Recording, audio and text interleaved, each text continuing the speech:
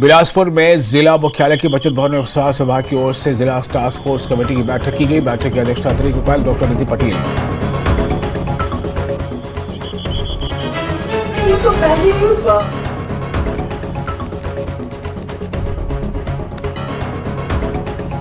महबूब मुफ्ती ने की उत्तर प्रदेश हुकूमत पर कड़ी तनकीद। कहा बीजेपी की कोशिश संविधान को खत्म करने की।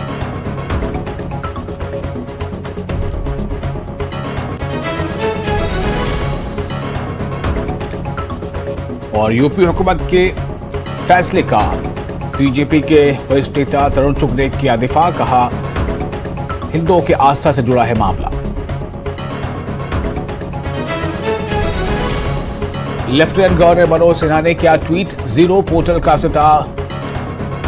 जम्मू कश्मीर की खातून को माशी तौर पर मजबूत बनाना है मकसद। बीजेपी के साथ जेके ईडीआई ने किए इंक्यूबेशन सेंटर के साथ 5 MOU पर दस्तखत।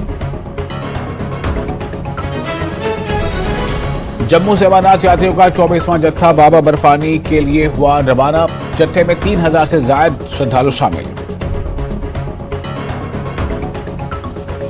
Headlines presented by